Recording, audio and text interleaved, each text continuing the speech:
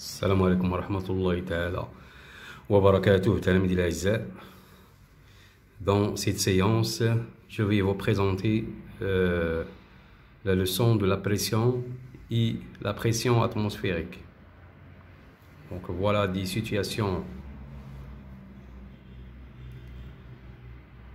présentées dans ces images. L'eau ne coule pas, même si le verre est retourné. La venteuse adhère fortement au mur.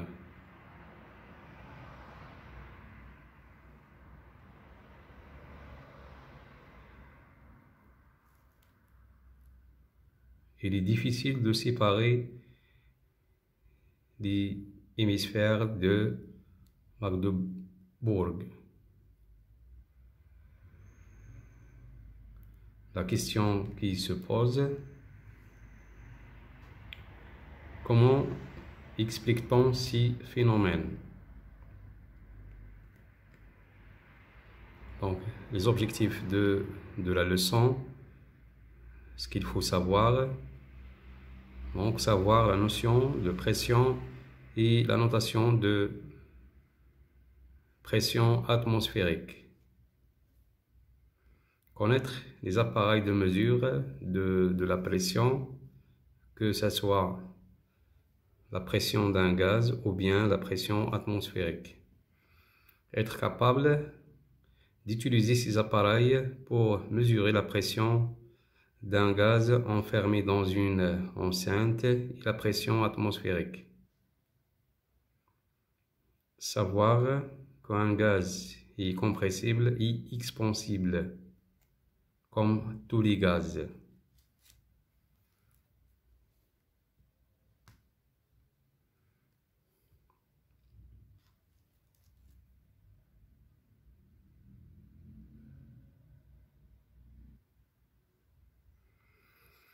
Premièrement, notion de pression d'un gaz. Donc, les gaz poussent sur toutes les surfaces avec lesquelles ils sont en contact. On dit qu'ils exercent une pression appelée pression du gaz, notée par la lettre P.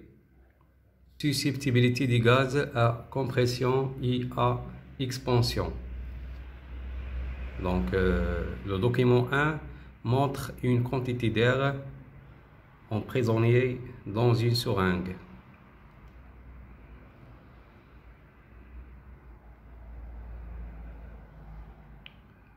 Lorsqu'on pousse le piston, le volume de l'air emprisonné à l'intérieur de la seringue diminue. Document 2, on dit que l'air est compressible. Donc voilà le document 2 qui montre que l'air est compressible. Bien sûr, on ferme l'orifice de la seringue et on pousse le piston de la seringue. Lorsqu'on tire le piston, le volume de l'air augmente. Document 3, on dit que l'air est expansible. On dit que l'air est expansible. Donc, c'est la deuxième propriété de l'air. Et aussi pour les gaz. Donc, si on tire le piston, bien sûr, on reste la fermeture de l'orifice de la seringue.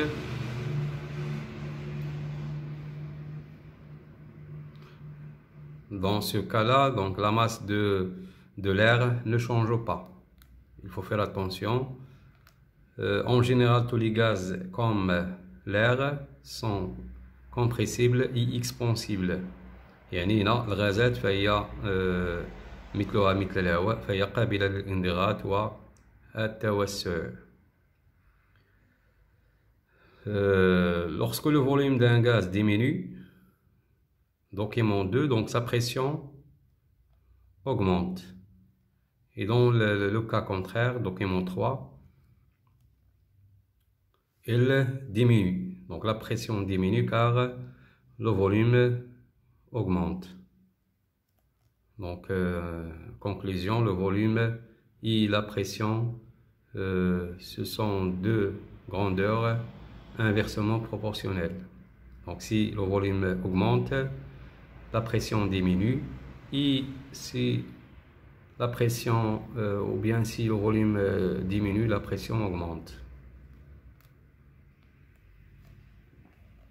Troisièmement, interprétation de la variation de la pression d'un gaz avec son volume. Donc voilà, lorsque le volume d'un gaz diminue, ses particules se rapprochent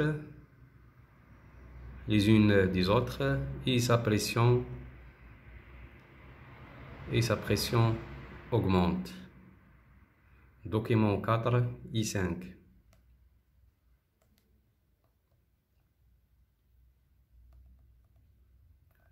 Donc document 4 B.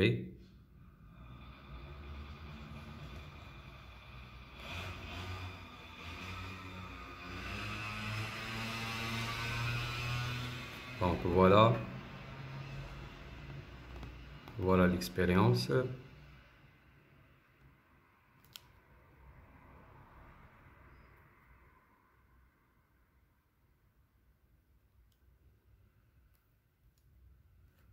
Donc ici, donc le passage de l'état A vers l'état B, donc on pousse le piston, donc le volume diminue et sa pression augmente.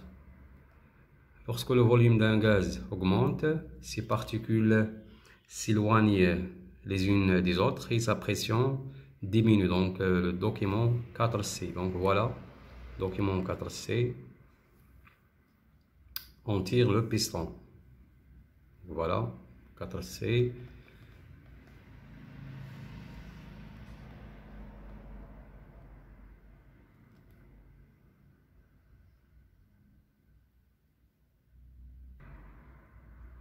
Quatrièmement, mesure de la pression d'un gaz. Pour mesurer la pression d'un gaz, on utilise un manomètre. Document 5. Donc bien sûr, c'est un gaz emprisonné dans un récipient. Comme à titre d'exemple, la pression à l'intérieur de la roue d'une voiture par exemple,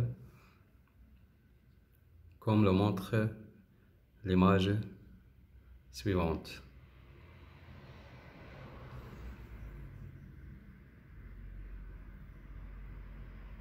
Par exemple, la pression à l'intérieur de la roue de la voiture normale, donc c'est 2,5 bar.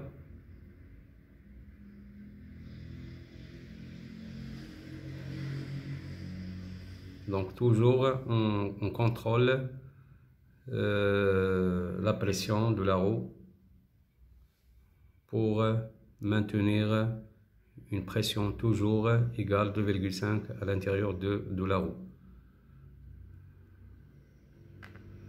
Donc l'unité internationale de la pression est le pascal. Donc la pression peut être exprimée en hectopascal, HPA, en bar, en millibar et en atmosphère, ATM.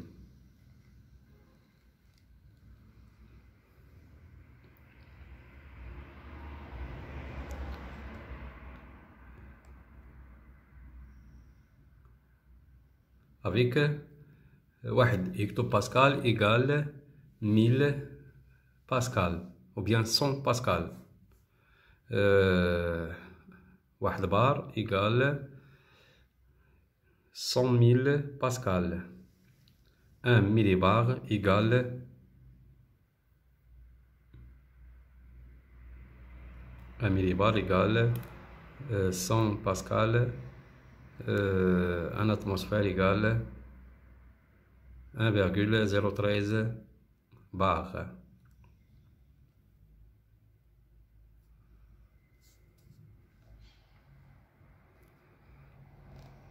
Cinquièmement, la pression atmosphérique. Donc la pression atmosphérique,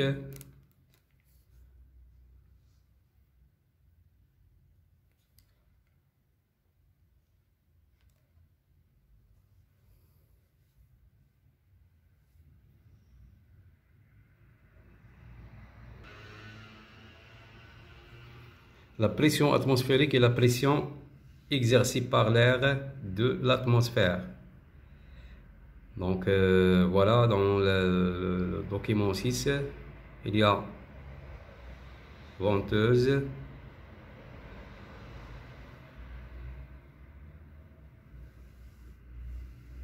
donc il y a une pression atmosphérique exercée par cette venteuse. Donc la pression atmosphérique permet d'expliquer pourquoi la venteuse du document 6 reste collée au mur. Donc grâce à l'action de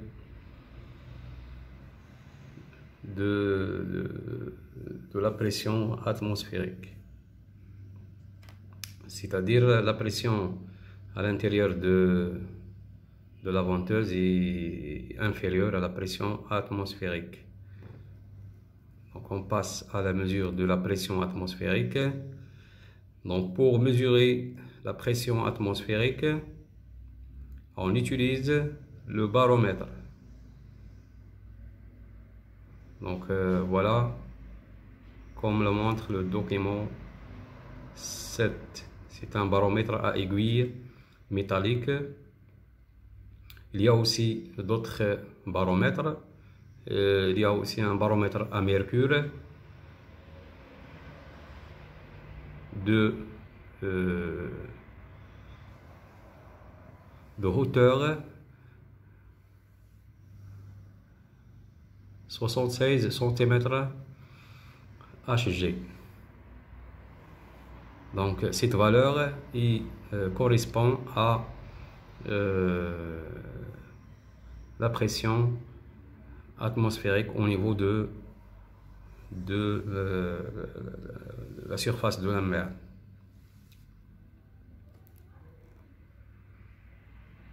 Donc la pression atmosphérique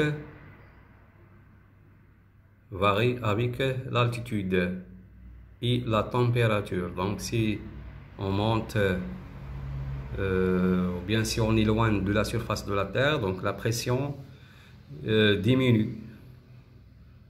Donc au niveau de la mer et à température normale, la pression atmosphérique normale et P atmosphérique égale 1 atmosphère égale 1,013 bar égale 1013 hectopascal.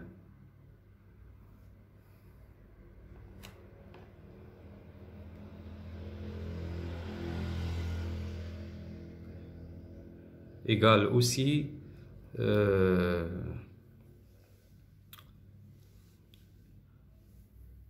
76 égale aussi 76